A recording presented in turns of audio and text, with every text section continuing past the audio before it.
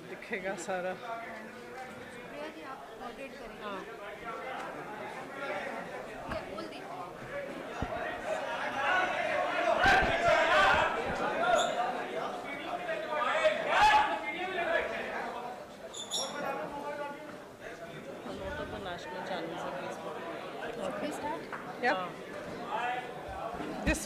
Uttar Pradesh Congress committee के प्रांगण में आज आयोजित इस प्रेस वार्ता में मैं आप सभी साथियों का स्वागत करती हूं। अब मैं सुप्रिया श्रीनेत जी जो हमारी नेशनल स्पोक्सपर्सन हैं, मैं उनसे अनुरोध करूंगी कि वो इस प्रेस कॉन्फ्रेंस को ओपन करें। मैं आदरणीय प्रियंका गांधी जी का और मंच पे बैठे हमारे सभी वरिष्ठ कांग्रेस के नेताओं का भी बहुत बहुत अभिनंदन करती हूँ। धन्यवाद। बहुत बहुत धन्यवाद। मंच पर बैठी अखिल भारतीय राष्ट्रीय कांग्रेस की राष्ट्रीय महासचिव प्रियंका गांधी जी और सभी वरिष्ठ नेतागण और पत्रकार साथियों, आप सबका बहुत बहुत स्वागत है। आप सबको नमस्कार। और मैं ये दावे के साथ कह सकती हूँ कि आज का दिन देश की राजनीति में एक नया अध्याय, एक नई क्रांति लाएगा। मैं ये भी दावे के साथ कह सकती हूँ कि सक्रिय राजनीति में आने से पहले और उसमें आने के बाद जिस कर्तव्य बोधता का और जिन मूल्यों को लेकर प्रियंका जी चली हैं, उसमें साहस का, दृढ़ निश्चय का और करुणा का समावेश है। मैं सिर्फ इसलिए नहीं कह रही हूं क्योंकि ये मेरी नेता है, लेकिन जब ये सड़कों पर उतर के अन्याय के खिलाफ लड़ती हैं तो इनकी साहस और दृढ़ निश्चय दिखता है। जब ये हाथरस में एक मजबूर मां को गले लगाती हैं और लखीमपुर में किसानों के आंसू पोंछती हैं तो इनकी करुणा, इनकी सहृदयता दिखती है। मुझे ऐसा लगता है कि उत्तर प्रदेश की राजनीति, उत्तर प्रदेश जो देश का सबसे बहुल्य क्षेत्र है, एक बड़े निर्णायक मोड़ पे खड़ा है। और आज जिस बात को करने के लिए प्रियंका जी आपके बीच में आई हैं, वो जरूर ऐतिहासिक है। मैं ये जरूर कहना चाहती हूं कि जिस आगामी चुनाव के लिए कांग्रेस पार्टी ने इस बार घोषणाओं के बजाय प्रतिज्ञा का प्रण किया है, और इस क्रम में आज जो सबसे बड़ी और सबसे पहली प्रतिज्ञा है, उसके बारे में आपको संबोधित करने के लिए, देश की राजनीति की तरफ एक नई क्रांति का पहला कदम उठाने के लिए मैं प्रियंका गांधी जी को आमंत्रित करती हूं। नमस्कार। आपको थोड़ा इंतजार कराया उसके लिए माफी चाहती हूं। ठीक है। जैसे सुप्रिया जी ने कहा, आज हमारी पहली प्रतिज्ञा के बारे में बात करना चाहती हूं मैं। हमने तय किया है कि आने वाले विधानसभा चुनाव में उत्तर प्रदेश में कांग्रेस पार्टी 40% टिकट महिलाओं को देगी।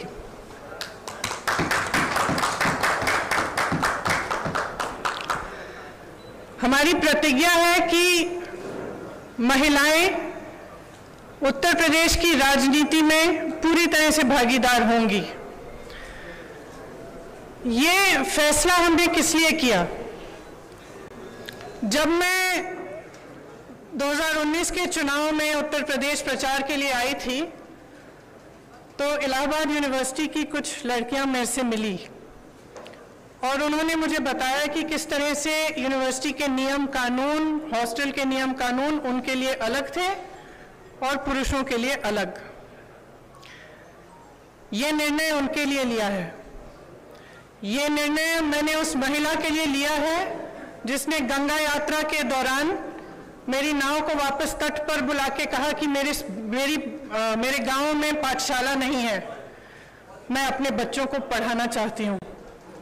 ये निर्णय उस लड़की, प्रयागराज की एक लड़की पारो के लिए लिया गया है जिसने मेरा हाथ पकड़ के मुझे कहा कि दीदी बड़ी होकर मैं नेता बनना चाहती हूँ। ये निर्णय उसके लिए है। ये निर्णय चंदौली में जो शहीद एयरफोर्स के पायलट हैं, उनकी बहन वैष्णवी के लिए है, जिसने मुझे कहा कि उनके भाई शहीद हो गए हैं लेकिन वो पायलट बनना चाहती है। ये निर्णय उन्नाव की उस लड़की के लिए है जिसको जलाया गया, मारा गया, उसकी भाभी के लिए है जो आज भी संघर्ष कर रही है उसका, और उसकी 9 साल की भाभी की बेटी के लिए है जिसको स्कूल में धमकाया गया था। यह निर्णय हाथरस की उस मां के लिए है जिसने मुझे गले लगाकर कहा कि उसको न्याय चाहिए, उसको न्याय नहीं मिल रहा है। यह निर्णय रमेश कश्यप की बेटी के लिए है, उसका नाम भी वैष्णवी है, जो बड़ी होकर डॉक्टर बनना चाहती है। लखीमपुर में एक लड़की मेरे से मिली, मैंने उससे पूछा क्या बनना चाहती हो बड़ी होकर, उसने कहा प्रधानमंत्री बनना चाहती हूँ। उसके लिए है यह निर्णय।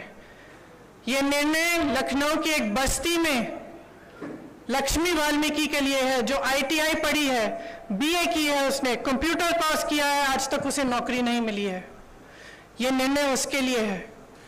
यह निर्णय सोनभद्र में उस महिला के लिए है जिसका नाम किस्मत है, जिसने अपने लोगों के लिए आवाज उठाई, संघर्ष किया और न्याय मांगा।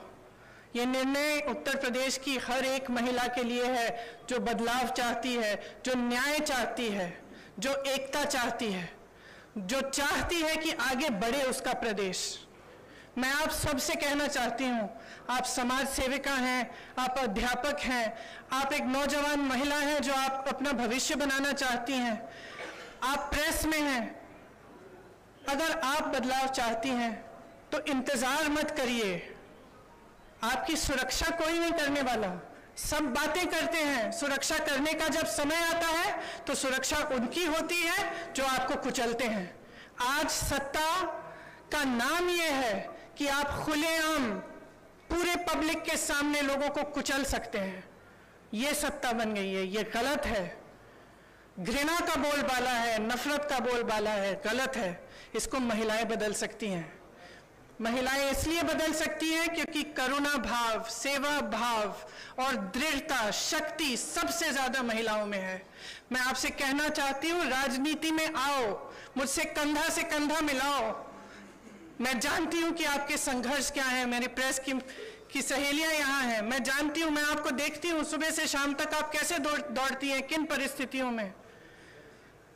जब सीतापुर में बीच रात में अंधेरा था, मुझे घेर लिया पुलिसकर्मी ने, महिला पुलिसकर्मी थी, मुझे घेरा, मुझसे लड़ी, मैं भी भिड़ गई उनसे। उसके बाद मुझे उन्होंने जीप में बिठाया और अंधेरी रात में सिर्फ मैं, वो दोनों और 2 कांस्टेबल मुझे सीतापुर के PSC कंपाउंड में ले गए। एक का नाम मधु था, एक का नाम पूजा। ये निर्णय उनके लिए भी है क्योंकि मैं समझी कि 4 बजे सुबह तक ड्यूटी पे थी। उनकी एक अफसर जिनकी पोस्टिंग सीतापुर में थी लेकिन जिनकी बूढ़ी माँ अकेली नोएडा में रहती है। कितना संघर्ष करना होता है महिलाओं को। कौन करेगा ये संघर्ष आपके साथ अगर आप एकजुट नहीं होंगी? अगर देश को जातिवाद और धर्म की राजनीति में से निकालकर विकास की राजनीति की ओर ले जाना है, अगर देश को समता की राजनीति की ओर ले जाना है, भागीदारी की राजनीति की ओर ले जाना है, तो महिलाओं को आगे बढ़ना पड़ेगा। आपको खुद ये काम करना पड़ेगा। आगे बढ़िए। मैं आग्रह करती हूं आपसे, हमने आवेदन पत्र मांगे हुए हैं हर विधानसभा के लिए। ये अगले महीने की 15 तारीख तक खुला रहेगा। खास तौर से मेरी बहनों के लिए, जो लड़ना चाहता है आओ मेरे पास आओ, आपको मौका मिलेगा। हम इस देश की राजनीति, इस प्रदेश की राजनीति बदलेंगे। धन्यवाद।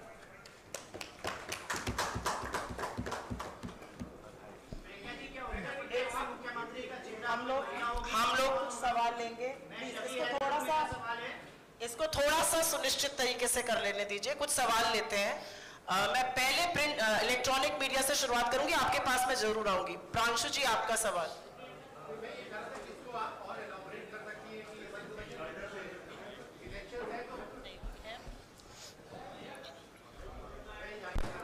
इसको अगर और इलैबोरेट कर सके कि इस डिसीजन के पीछे का एक पॉलिटिकल रैशनल क्या है, क्योंकि लोग ये चाहेंगे। सुनाई नहीं दे रहा। थोड़ा सा शांत रह जाइए, आपके कोलीग को सवाल। मैं ये पूछ रहा था कि इसको आप थोड़ा सा अगर और इलैबोरेट कर सके कि इसके पीछे का रैशनल क्या है, क्योंकि लोग ये कहेंगे कि चुनाव का सीजन है और आप इतना बड़ा एक गैम्बिट ले रही हैं कि आप कह रही हैं 40% टिकट, जो कि लगभग 100 टिकट से ज्यादा होगा, आप महिलाओं को, मेरी बस चलती तो 50 करती। तो इसके पीछे का रैशनल क्या है? दूसरा, क्या आपको लगता है कि ये जो प्रोसेस है अभी टिकट देने का और उसके बाद आपकी पार्टी के अंदर जो ओवरऑल एक नेशनल लेवल पे यूपी के बियॉन्ड भी महिलाओं का जो रिप्रेजेंटेशन है, क्या उसको बढ़ाने के पीछे का ये थॉट प्रोसेस ओरिजिनली? देखिए, यहाँ पे बढ़ेगा तो नेशनली भी बढ़ेगा। मैं यूपी की इंचार्ज हूँ, यहाँ का निर्णय हम लोगों ने लिया है, सबकी सहमति के साथ लिया है। इसके पीछे जैसे मैंने कहा, मुख्य सोच ये है कि जो महिला है वो एकजुट होकर एक फोर्स नहीं बन रही है, उसको भी जातियों में, धर्मों में बांटा जा रहा है। राजनीतिक पार्टियां सोचती है कि एक गैस सिलेंडर देके 2000 रुपए देके खुश कर देंगे, लेकिन जो महिला का संघर्ष है वो एक बहुत लंबा और बहुत गहरा संघर्ष है। अगर हम समझेंगे नहीं कि हमें एकजुट होकर ये संघर्ष करना है, तब तक हमारे समाज में, हमारे देश में, हमारी राजनीति में बदलाव नहीं आ सकता है। तो सोच ये है कि हमें जाति से ऊपर उठकर, धर्म से ऊपर उठकर, जो प्रदेश है, देश है, एक तरह से हम महिला हैं, वो सबसे बड़ी चीज है हमारे लिए। हम एक दूसरे के संघर्ष समझें। जब हम देखें कि एक महिला लड़ रही है तो हमारे मन में ये नहीं आए कि अच्छा ये तो ऐसी महिला है या वैसी महिला है। हमारे मन में ये आए कि ये महिला है, मेरी बहन है, मुझे इसके साथ खड़ा होना चाहिए, मुझे इसके साथ लड़ना चाहिए। ये भावना है इसके पीछे। जयनेन्द्र जी एबीपी, उनका हाथ उठा हुआ है। मैं आप सबके पास आऊंगी, थोड़ा सा धैर्य रख लीजिए।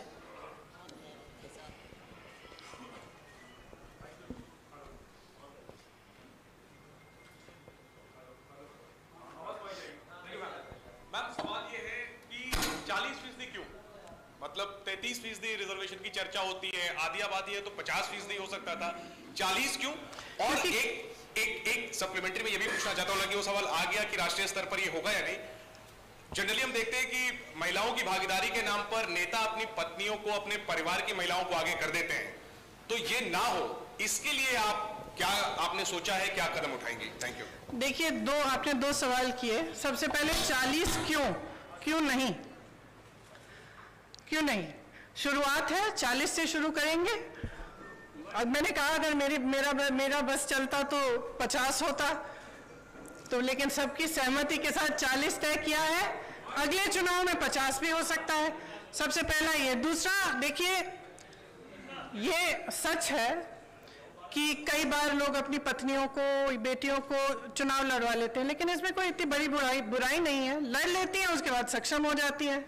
मुझे याद है, एक अमेठी में एक प्रधान थे, उन्होंने अपनी बीवी को लड़ाया, कुछ साल बाद मेरे पास आए, कहा कि आप संभालिए, मुझसे तो नहीं संभलती है, सारे निर्णय ले रही है। तो मैंने कहा आप क्यों रो रहे हो? तो ये तो देखिए, ये प्रोसेस होता है, एक शुरुआत होती है इस प्रोसेस की, और आस्ते आस्ते सक्षमता मिलती है। तो इसमें मुझे तो कोई बुराई नहीं लगती है। सीमांत लखवी जी, भारत समाचार से। सब पुरुष पूछ रहे हैं। नहीं, महिलाओं के पास इसके बाद आऊंगी आप लोगों के पास इसके बाद। मैम, 2017-2019 में जिस तरह के नतीजे रहे हैं कांग्रेस के, ये सबने देखा, तो क्या इतनी बड़ी संख्या में महिला मजबूत प्रत्याशी आप लोगों को मिल पाएंगी 2022 के चुनाव के लिए? देखिए, हमें प्रत्याशी मिलेंगी, लड़ेंगी वो। अगर इस बार मजबूत नहीं होंगी, अगली बार मजबूत होंगी। हमें लड़ाना है, हम पूरी तरह से मदद करेंगे, समर्थन करेंगे और लड़ेंगे जी जान से। एएनआई से कामना जी, अब मुझे लगता है कुछ महिलाओं को चांस जरूर देना चाहिए। एएनआई से कामना जी।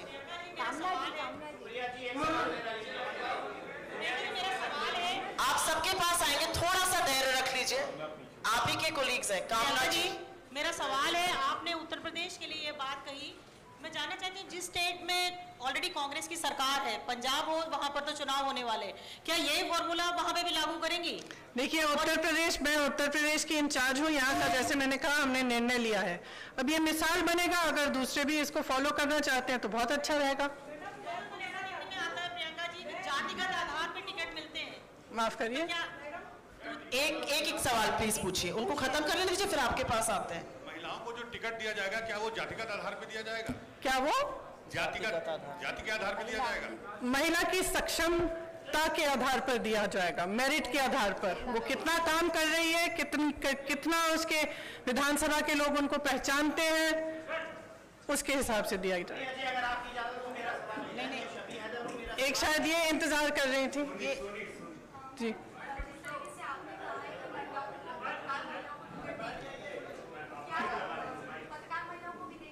क्यों नहीं, क्यों नहीं, आपको लड़ना है तो लड़िए। वो पीछे सवाल पूछिए, उसके बाद आपके पास आते हैं।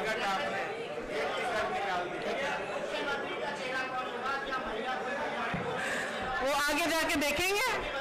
क्यों, मैं जब बताऊंगी, जब बताना चाहती हूँ। 1 मिनट रुक जाइए सर। हाँ आप पूछिए मैडम। रितु सिंह लखीमपुर वाला भी दोहरा दीजिएगा।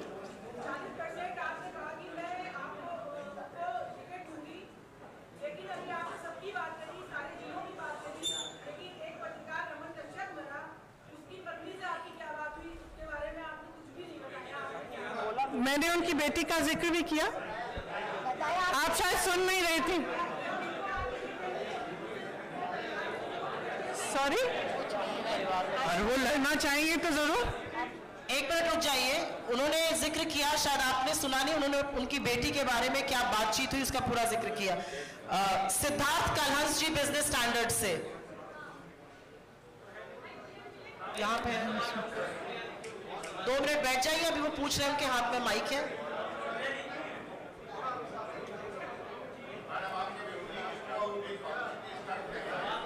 प्लीज आप लोग थोड़ा शांत रहिए, आपके कोलीग एक सवाल पूछ रहे हैं, आप लोगों से अनुरोध है थोड़ा सा धैर्य और शांति रखिए। आप भी रुक जाइए, वो सवाल पूछ। मैं अपने विरोधियों को कहना चाहूंगी कि थोड़ी अपनी क्रिएटिविटी बढ़ा लें, क्योंकि मैं जो भी करती हूँ वो या तो उसको टूरिज्म बोलते हैं या पब्लिसिटी स्टंट बोलते हैं। अब कुछ नया ढूंढें। अब 2 साल हो गए हैं, बस वही दोहराते जा रहे हैं। थोड़ी सी क्रिएटिव हो जाए, कोई और आलोचना ढूंढे मेरे लिए। हम लोग सवाल सिर्फ इसी मुद्दे पर लेंगे, एक ऐतिहासिक मुद्दा है। अगर आपका सवाल इस पर हो तो जरूर पूछिए।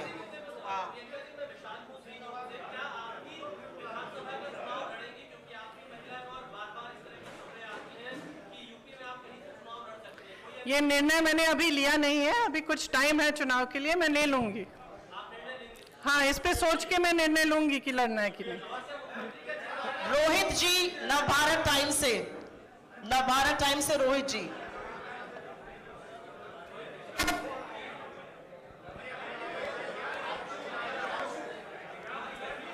माइक दीजिए इधर। ये आप इस माइक पर पूछिए सवाल। He is also wanting to ask the guy. आपके पास आ रहे हैं, अगला आपके पास। Sorry. 2024 में भी हेलो, आशा है कि 2024 में इससे ज्यादा होगा। आपका सवाल।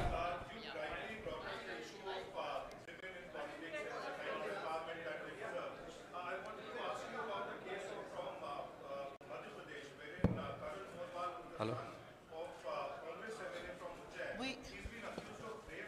We are restricting, I'm sorry, but we are restricting questions only to this issue. No, this is a historic issue. I will not let any other questions be asked. Please respect my prerogative. This is a historic. Shall we do one thing? Shall we have a separate interview and I'll answer your questions? We cannot have you. Next question, please. मैं समर्थ हूँ आज तक से। मेरा सवाल है कि अखिलेश यादव लगातार कह रहे हैं कि वो मुख्य विपक्ष हैं। कांग्रेस पार्टी और प्रियंका गांधी, आपका इसको लेकर क्या कहना है? आप इस मुद्दे पर अगर आपका सवाल हो तो जरूर हाथ उठाइए। आज ये ऐतिहासिक है, मुझे लगता है कि इस मुद्दे को समझिए।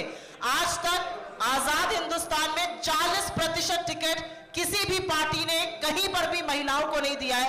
इसकी थोड़ी सी ऐतिहासिकता को समझिए। प्रिंट से प्रशांत जी सवाल पूछना चाहते हैं, उनके पास माइक दीजिए। आपके पास भी आएंगे। मैं कहीं जा नहीं रही हूँ, अभी तो पत्रकारिता, मैं कहीं जा नहीं रही हूँ। प्रियंका जी, सवाल पूछा। मेरा सवाल ये है कि सुनिए, मैं कहीं जा नहीं रही हूँ, मैं यही हूँ, आप पूछ लीजिए इसके बाद। प्रियंका जी, सवाल ये है कि कांग्रेस में कैंडिडेट्स का सिलेक्शन और कैंडिडेट्स की एप्लीकेशन पिछले 2 महीने से लिए जा रहे हैं, लगभग 1.5-2 महीना हो गया। लेकिन फैसला आज आप ये करते हैं कि 40% टिकट आप महिलाओं को देंगी। तो क्या जो जितने भी कैंडिडेट्स ने अभी अप्लाई किया, क्या उनमें से कोई जेन्युइन नहीं थे तो 40% का फैसला करना पड़ा, या नतीजों को ध्यान में रखते हुए, क्योंकि कांग्रेस का गठबंधन भी अभी क्लियर नहीं है किसी के साथ होगा या नहीं होगा, या जो भी पहले के नतीजे रहे हैं, या उनको देखते हुए ये फैसला लेना पड़ा कि 40%? देखिए, ये लेना पड़ा नहीं है, ये फैसला मैंने आपको समझाया किस लिए लिया। मैंने इससे पहले काफ़ी इलेबोरेट किया कि क्यों लिया गया है ये फैसला। ये फैसला महिलाओं के सशक्तिकरण के लिए है, इसके पीछे और कोई छुपा राज नहीं है। यहाँ से कुछ सवाल थे, अगर इस मुद्दे पर हो तो आप जरूर पूछिए। इस मुद्दे पर है,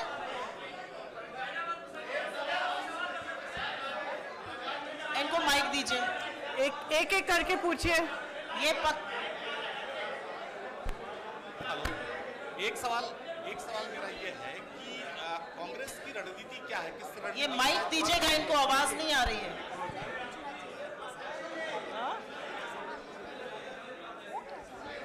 आने वाले चुनाव में बड़ी चुनौती है कांग्रेस के सामने। आप लोग थोड़ा धैर्य रखिए, ये पत्रकार वार्ता वो सवाल पूछ रहे हैं। मैम 2 मिनट रुक जाइए, पूछिए आप इस मुद्दे पर अगर है तो। इसके अलावा हम लोग किसी मुद्दे पे आज चर्चा नहीं करेंगे। आने वाले समय में बड़ी चुनौती है कांग्रेस के सामने। आप अमेठी जैसी जगहों पर आप सीट हार गई, तो कैसे अपने लोगों को आप इकट्ठा करेंगे? क्योंकि जिस तरह से आप देखिए भारतीय जनता पार्टी ने अपने तमाम प्रोग्राम चलाए हैं, उसकी अपेक्षा कांग्रेस उतना जमीन पर दिख नहीं रही। आपको शायद मालूम नहीं होगा कि पिछले 2 सालों में 18,700 से ज्यादा कांग्रेस के कार्यकर्ता जेल गए हैं उत्तर प्रदेश में। 3 दिन से 3 महीनों के लिए लगातार प्रोग्राम कर रहे हैं। और शायद आपने भी महसूस किया होगा कि अगर सड़क पे कोई पार्टी लड़ रही है तो वो कांग्रेस ही है। प्रियंका मैम, मेरा एक सवाल है आपसे कि राहुल जी आते हैं, वो रणजीत सुरजेवाला के साथ होते हैं, आप सुप्रिया जी के साथ आई हैं।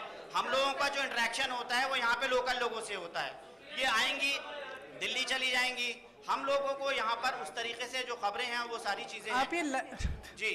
तो मेरा सवाल क्या है जी आपका? मेरा सवाल मैम यही है कि सबसे पहले आपको ईद मिलादुन नबी की मुबारकबाद। धन्यवाद आपको भी। है। और मेरा सवाल आपसे वही है कि कांग्रेस क्या मुख्यमंत्री का फेस देकर चुनाव लड़ेगी या विदाउट सीएम कैंडिडेट? मैंने उस सवाल का अभी जवाब दिया, इस पे अभी निर्णय नहीं हुआ है। जब होगा आपको पता चल जाएगा। आपका 2 बार सवाल का जवाब दे चुकी हूँ। कहिए, उससे पूछे तो, इन दोनों से पूछे। इस मुद्दे पर सवाल है, माइक ही नहीं चल रहा है। आपका सवाल इस मुद्दे पर है?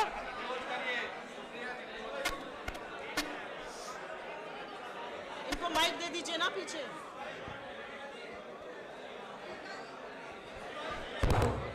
मैडम, मेरा एक सवाल ये था कि अल्पसंख्यक मुद्दे पर कांग्रेस का क्या? नहीं सर, हम सवाल सिर्फ इस इशू पर लेंगे। आज की प्रेस कॉन्फ्रेंस महिलाओं के मुद्दे पे है, उसके बाद हम इससे बात कर सकते हैं जी।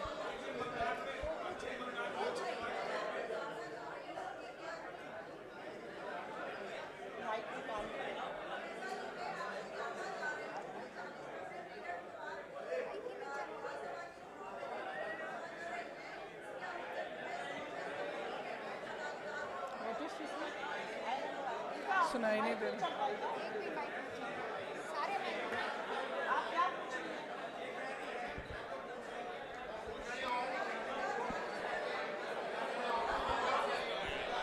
हेलो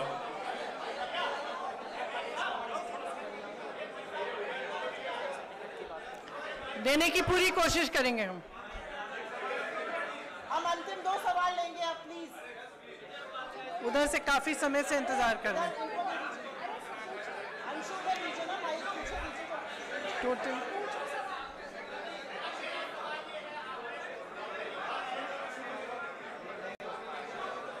आप पूछिए सवाल।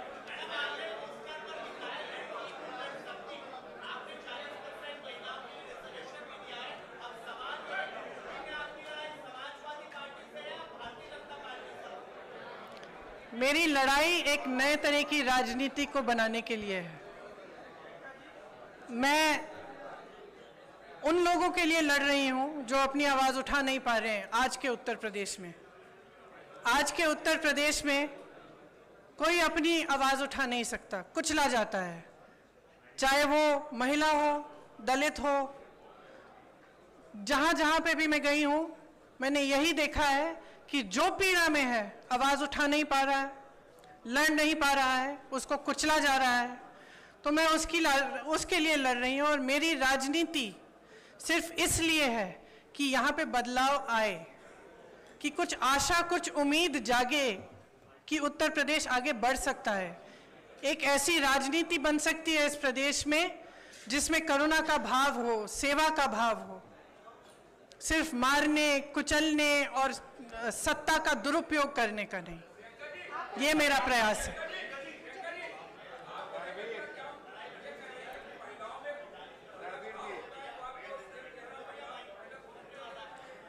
अब ठहरिए, देखिए क्या होता है आगे आगे।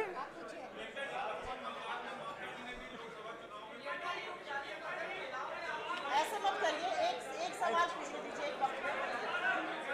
एक सवाल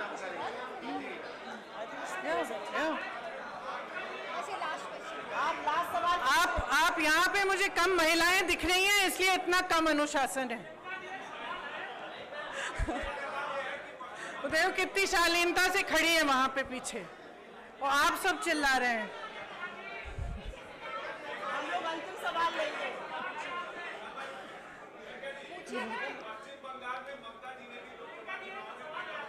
रुक जाइए, अभी पूछ रहे हैं। मुझे मालूम नहीं था, अगर उन्होंने किया तो बहुत बढ़िया। धन्यवाद।